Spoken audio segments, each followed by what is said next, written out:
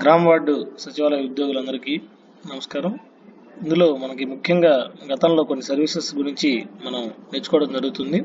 అందులో భాగంగా మీరు గ్రామ వార్డు సచివాలయాల ద్వారా అందించే సర్వీసెస్లో ఇప్పుడు ఉన్నటువంటి 545 సర్వీసులకు గాను అందులో రెవెన్యూ విభాగం తరఫున మెజార్టీ సర్వీసులు అనేవి అందించడం జరుగుతుంది. అందులో ఒక సర్వీసు ఫ్యామిలీ మెంబర్ సర్టిఫికేట్. ఈ ఫ్యామిలీ మెంబర్ సర్టిఫికేట్ జారీ విధానము, అలాగే దీనికి ఉన్నటువంటి గైడ్ లైన్స్, దీని విధి విధానాలు, ఎలా అప్లై చేసుకోవాలనే విషయాల్ని ఈరోజు ఈ వీడియో ద్వారా తెలుసుకుందాం. ఫ్యామిలీ మెంబర్ సర్టిఫికేట్ అనేది గతంలో మనకి దాదాపు చాలా కాలం నుంచి కూడా ఇవ్వడం అనేది జరుగుతుంది. ప్రధానంగా 2003, 2006 నుంచి గవర్నమెంట్ యొక్క మెమోల ద్వారా ఈ సర్టిఫికేట్ అనేది జారీ చేయడం జరిగింది.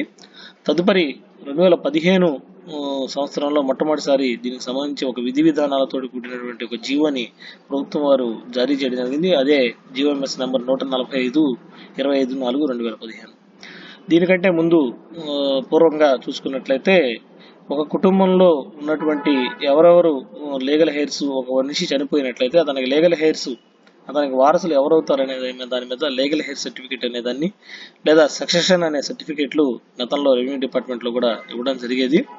అయితే ఈ లీగల్ హెయిర్, సక్సెషన్ సర్టిఫికేట్లు అనేవి ఇవి సివిల్ కోర్టులకు సంబంధించినటువంటి అంశాలు, అలాగే సివిల్ ప్రొసీజర్ సంబంధించినటువంటి అంశాలు కావడం వల్ల న్యాయస్థానాల్లో కూడా అనేక సమస్యలు ఉత్పన్నమవుతున్న దృష్ట్యా వాటిని రద్దు చేసి ప్రాపర్ పర్సన్ సర్టిఫికేట్లు, అలాగే లీగల్ హెయిర్ సర్టిఫికేట్లు, సక్సెషన్ సర్టిఫికేట్లు అనే వాటిని రెవెన్యూ డిపార్ట్మెంట్ ద్వారా జారీ చేయడం జరగడం లేదు.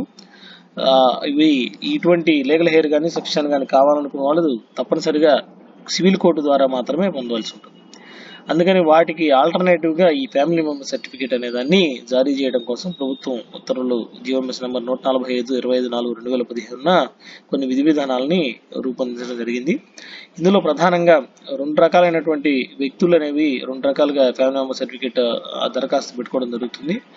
ఎవరెవరు ఫ్యామిలీ మెంబర్ సర్టిఫికేట్ జనరల్గా అప్లై చేస్తారంటే, గవర్నమెంట్ ఉద్యోగస్తులు ఎవరైనా చనిపోయినట్లయితే వారి పిల్లలు లేదంటే వారి కుటుంబ సభ్యులు ఆ ఉద్యోగి తాలూకా ఉన్నటువంటి లబ్ధిని, ఉన్నటువంటి జీతభత్యాలకు తాలూకా విషయం కానివ్వండి, సర్వీస్ అనంతరం వచ్చే బెనిఫిట్లు కానివ్వండి, వాటిని పొందడం కోసం pension, gratuity, insurance, provident fund లాంటి వాటిని పొందడం కోసము, అలాగే కంపాషనేట్ అపాయింట్మెంట్లో ఉద్యోగాన్ని పొందడం కోసము ప్రధానంగా ఎవరైతే ప్రభుత్వ ఉద్యోగం చేస్తూ చనిపోతారో వారి కుటుంబ సభ్యులు దీన్ని దరఖాస్తు చేసుకుంటూ ఉంటారు.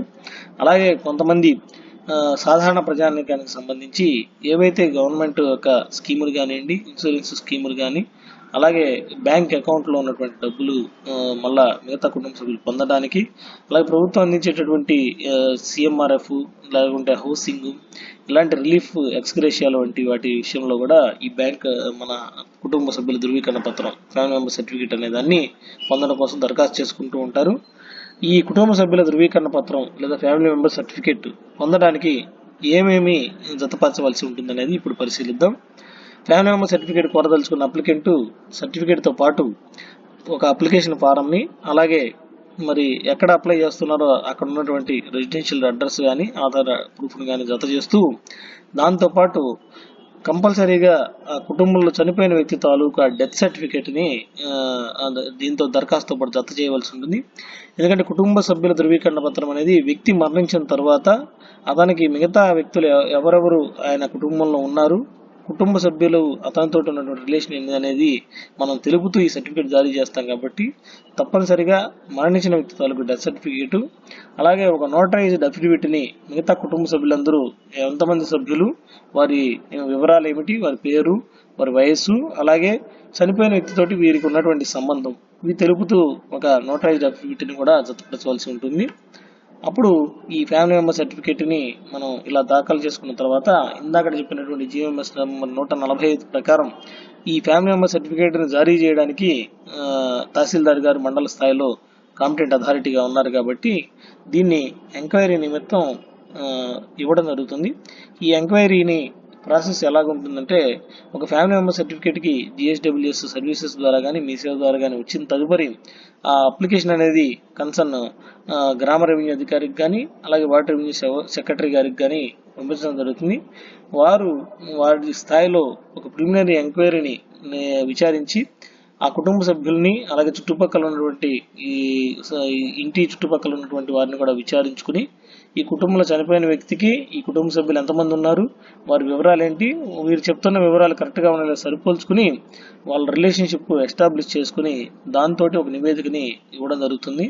ఆ నివేదిక ఆధారంగా అలాగే మండల రెవెన్యూ ఇన్స్పెక్టర్ రెండోసారి దాన్ని స్క్రూటినీ చేసుకుని ఈ ఈ ఇద్దరితో కూడినటువంటి నివేదికని కార్యాలయానికి అందించినట్లయితే తహసీల్దార్ కార్యాలయంలో తిరిగి నివేదికను పరిశీలించి నివేదిక ఆధారంగా రెవెన్యూ ఇన్స్పెక్టర్ అలాగే విఆర్ఓ ఇచ్చిన నివేదిక ఆధారంగా మళ్ళీ ఆ కుటుంబ సభ్యులను నిర్ధారించుకుని తహసీల్దార్ గారు మీ సేవ లాగిన్లో డిజిటల్ సైన్ చేయడం ద్వారా సర్టిఫికేట్ అనేది జనరేట్ అవుతుంది. దాన్ని తిరిగి అప్లికెంట్ ఇచ్చిన కార్యాలయంలో మన గ్రామ వార్డు సచివాలయంలో పొందే వీలు ఉంటుంది. ఇది మనం ఫ్యామిలీ మెంబర్ సర్టిఫికేట్కి సంబంధించి ఎలా విచారించాలనే విధానానికి సంబంధించినటువంటి అంశం. ఇందులో ముఖ్యంగా విచారణ సమయంలో రెవెన్యూ డిపార్ట్మెంట్ వాళ్ళు లేకుంటే విచారణకి వెళ్ళినటువంటి విచారణ అధికారి కొన్ని ముఖ్యమైన అంశాలను గుర్తుపెట్టుకోవాల్సింది. వాటిల్లో మొట్టమొదటిది ఏంటంటే ఫ్యామిలీ మెంబర్ సర్టిఫికేట్ అనేది ఈ పైన చెప్పిన జీవోలో ప్రకారం చనిపోయిన వ్యక్తి తాలూకు చిట్ట చివరి చిరునామా ఏదైతే ఉందో అతన్ని నివసించిన చిరునామా అంటే డెత్ సర్టిఫికేట్లో పర్మనెంట్ రెసిడెన్షియల్ అడ్రస్ అని మెన్షన్ చేస్తారు చనిపోయిన వ్యక్తి తాలూకు. ఆ పర్మనెంట్ రెసిడెన్షియల్ అడ్రస్లో ఈ సర్టిఫికేట్ని విచారించాల్సి ఉంటుంది. ఎందుకంటే జనరల్గా డెత్ సర్టిఫికేట్ అనేది వ్యక్తి ఎక్కడ చనిపోతే అక్కడ డెత్ సర్టిఫికేట్ అనేది జారీ చేస్తారు. కానీ అందులో అడ్రస్ వ్యక్తి తాలూకు అడ్రస్ ఎక్కడ ఉంటే అక్కడ అడ్రస్ని మెన్షన్ చేస్తారు.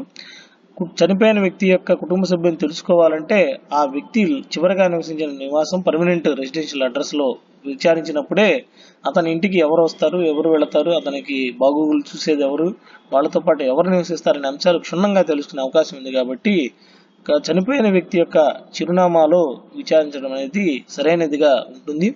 అలాగే కుటుంబ సభ్యుల్లో ఏ ఒక్క కుటుంబ సభ్యురాలకు కానీ కుటుంబ సభ్యుడికి కానీ ఈ సర్టిఫికేట్ మీద అబ్జెక్షన్స్ ఉన్నట్లయితే కనుక వాళ్ళు తప్పనిసరిగా రిటర్న్ అబ్జెక్షన్స్ అనేది ఇచ్చే వీలుంది. అలా అబ్జెక్షన్ ఎవరైనా రైజ్ చేసినట్లయితే ఎఫ్ఎంసి సర్టిఫికేట్ అనేది జారీ చేయబడదు.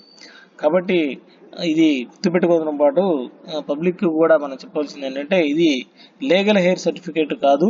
అలాగే సివిల్ కోర్టులో మ్యాటర్స్లో ఇది అట్లా యూజ్ చేసుకోవడానికి కూడా వారసత్వ హక్కులు క్లెయిమ్ చేయడానికి కూడా ఇది పనికిరాదని చెప్పేసి మనకి ఈ ఫ్యామిలీ మెంబర్ సర్టిఫికేట్ జీవోలో చెప్పడం జరిగింది. కేవలం పైన చెప్పినటువంటి గవర్నమెంట్ బెనిఫిట్స్ని అలాగే సోషల్ సెక్యూరిటీ స్కీమ్స్లో మిగతా బ్యాంక్ అకౌంట్లో ఉన్న వీటిల్ని మాత్రమే తీసుకోవడానికి పనికొచ్చేటువంటి ఈ ధృవీకరణ పత్రంగా ఇది కన్సిడర్ చేయాల్సి ఉంటుంది. ఇప్పుడు ఈ సర్టిఫికేట్ ఎలా జారీ చేయాలనే దాంతో పాటు సర్టిఫికేట్ని మనం ఎలా దరఖాస్తు నింపాలనే అంశాలను కూడా తెలుసుకోవడం జరుగుతుంది. ఓకే, మనము గ్రామ వార్డు సచివాలయం పోర్టల్లో లాగిన్ అయిన తర్వాత concerned ward education data process secretary login లేదా డిజిటల్ అసిస్టెంట్ లాగిన్లో లాగిన్ అయిన తర్వాత మనకి ఉన్న సర్వీసెస్లో మీ సేవా సర్వీసెస్ మీద క్లిక్ చేసి మీ సేవా సర్వీసెస్లో మనకు కనపడుతున్న డిపార్ట్మెంట్లో రెవెన్యూ డిపార్ట్మెంట్ నందు ఫ్యామిలీ మెంబర్ సర్టిఫికేట్ సర్వీస్ని సెలెక్ట్ చేసుకోవాలి. మనం సెలెక్ట్ చేసుకున్న తర్వాత మనకు స్క్రీన్ ఈ విధంగా కనపడుతుంది. ఇక్కడ మనకి అప్లికెంట్ డీటెయిల్స్ చూసినట్లయితే అప్లికేషన్ నెంబర్ అనేది డిఫాల్ట్గా డిస్ప్లే అవుతుంది. దాని తర్వాత ఆధార్ నెంబర్ ఎంటర్ చేసి ఫుల్ఫిల్ కొట్టినట్లయితే మనకు డేటా ఫెచ్ అవుతుంది.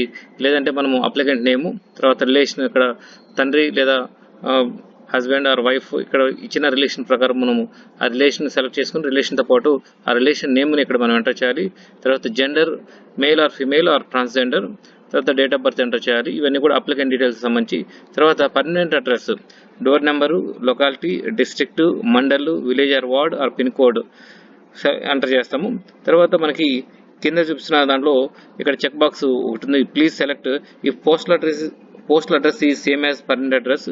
ఇక్కడ మనము పోస్టల్ అడ్రస్కి పర్మనెంట్ అడ్రస్ సేమ్ అయినట్లయితే ఈ చెక్ బాక్స్ సెలెక్ట్ చేసుకున్నట్లయితే ఆటోమేటిక్గా మనకి పోస్టల్ అడ్రస్ కూడా సేమ్ అని వస్తుంది. దెన్ మనము ఈ డిసీజ్ డీటెయిల్స్ని ఎంటర్ చేయాలి. ఇక్కడ డిసీజ్ డీటెయిల్స్ చూసినట్లయితే డిసీజ్ నేమ్, చనిపోయిన వ్యక్తి యొక్క వివరాలు ఎవరైతే ఉన్నారో వాళ్ళ యొక్క పేరు, వాళ్ళ యొక్క ఫాదర్ ఆర్ హస్బెండ్ నేమ్ ఇక్కడ ఎంటర్ చేస్తాము. తర్వాత date of birth, date of death, ఏ డేట్న వాళ్ళు చనిపోయారు. తర్వాత రీజన్స్ ఫర్ డెత్, వాళ్ళు చనిపోయినప్పుడు ఏ విధంగా చనిపోయి, ఇల్నెస్తో చనిపోయారా లేకపోతే నార్మల్ డెత్, ఎలా ఏ విధంగా చనిపోయారు అనేది ఇక్కడ మనము ఈ రీజన్ సెలెక్ట్ చేసుకోవాలి. తర్వాత అతని యొక్క చనిపోయిన వ్యక్తి యొక్క ఆక్యుపేషన్, తర్వాత చనిపోయిన వ్యక్తి యొక్క ఆధార్ నెంబరు, తర్వాత డెత్ ప్లేస్ ఎక్కడ చనిపోయారో ఆ ప్లేస్ ఎంటర్ చేయాలి. తర్వాత ఆధార్ ఎన్రోల్మెంట్ నెంబర్ మనము ఎంటర్ చేయాలి. తర్వాత డెత్ ప్లేస్ సంబంధించి ఇక్కడ name of the family members ఎవరైతే చనిపోయారో చనిపోయిన ఆ ఫ్యామిలీ మెంబర్స్లో ఆ వ్యక్తి యొక్క ఫ్యామిలీ మెంబర్స్ ఎవరైతే ఉన్నారో ఆ ఫ్యామిలీ మెంబర్లో ఉన్న డీటెయిల్స్ అన్నింటిని కూడా మనము పర్సన్ వారీగా డేటా ఎంటర్ చేయాలి. ఇక్కడ ఫ్యామిలీ మెంబర్స్లో టాప్ నుంచి ఎవరైతే ఉన్నారో వాళ్ళ యొక్క వివరాలన్నింటిని కూడా మనం ఎంటర్ చేస్తాము. వాళ్ళ యొక్క పేరు, వాళ్ళ యొక్క age, gender, relationship with deceased, తర్వాత మ్యారిటల్ స్టేటస్, ఐడెంటిటీ ప్రూఫ్ అక్కడ ఆధార్ కార్డు మనం సెలెక్ట్ చేసుకున్నామా, లేకపోతే ఓటర్ ఐడి కార్డా, డ్రైవింగ్ లైసెన్సా, ఏదైతే సెలెక్ట్ చేసుకున్నామో దాని యొక్క నెంబర్ ఎంటర్ చేసిన తర్వాత యాడ్ న్యూ అని క్లిక్ చేసి మనము మనకున్న డీటెయిల్స్లో అందరి యొక్క వివరాలన్నింటినీ కూడా మనం డేటా ఎంట్రీ చేయాలి. డేటా ఎంట్రీ చేసిన తర్వాత డాక్యుమెంట్ లిస్ట్, ఇప్పుడు ఈ సర్వీస్ చేయడానికి కావాల్సిన రిక్వైర్డ్ డాక్యుమెంట్స్ ఏదైతే ఉన్నాయో ఆ రిక్వైర్డ్ డాక్యుమెంట్స్ మొత్తం కూడా మనము ఇక్కడ స్కాన్ చేసి పెట్టుకుని వాటన్నిటిని కూడా అప్లోడ్ చేయాలి. ఈ అప్లికేషన్ మనము చేయడానికి అప్లికేషన్ ఫామ్ ఒకటి, తర్వాత నోటరైజ్డ్ అఫిడవిట్ ఒకటి, దాంతోపాటుగా documents ration card, voter ID card లేదా passport or passbook or Aadhaar cards వీటన్నిటికి సంబంధించిన తర్వాత డెత్ సర్టిఫికేట్ లేదా ఎఫ్ఐఆర్ కాపీస్ని ఈ 4 డాక్యుమెంట్స్ మనకి మ్యాండేటరీ ఫీల్డ్స్గా చూపిస్తుంది. వీటన్నిటిని కూడా మనము స్కాన్ చేసి పెట్టుకుని రెడీగా ఉంచుకుని వాటిని అప్లోడ్ చేసి షో పేమెంట్ మీద క్లిక్ చేసినట్లయితే మనకి షో పేమెంట్లో ఎంత పేమెంట్ కట్టాలని మనకి వివరాలన్నీ కూడా వస్తాయి. ఆ వివరాలు వచ్చిన తర్వాత మనము దాని ప్రకారం సిటిజన్ దగ్గర నుంచి అమౌంట్ కట్టించుకుని వాళ్ళకి రిసిప్ట్ ఇచ్చి పంపిస్తాము. ఇక్కడ మనము ఇంతకుముందు చెప్పినట్లుగా జిఓఎంఎస్ నెంబర్ 145 ద్వారా మనము ఫ్యామిలీ మెంబర్ సర్టిఫికేట్ అనేది ఇష్యూ చేస్తాము. ఒకసారి ఆ జిఓ చూసినట్లయితే క్లియర్గా జిఓలో డీటెయిల్డ్ ఇన్ఫర్మేషన్ కూడా మనకి ఇవ్వడం జరుగుతుంది. కాబట్టి దయచేసి అందరూ కూడా ఈ జిఓని ఒకసారి ఆన్లైన్ డౌన్లోడ్ చేసుకుని జిఓలో ఉన్న ఇన్ఫర్మేషన్ మొత్తం కూడా తెలుసుకోగలరని కోవడం అనేది. దయచేసి ఈ ఫ్యామిలీ మెంబర్ సర్టిఫికేట్ అప్లై చేసేటప్పుడు తప్పులు లేకుండా మీరు డేటా ఎంట్రీ చేసి వారికి ఇన్ టైంలో సర్వీస్ వచ్చే విధంగా మీరు చేయగలరని కోవడం అనేది. Thank you one and all.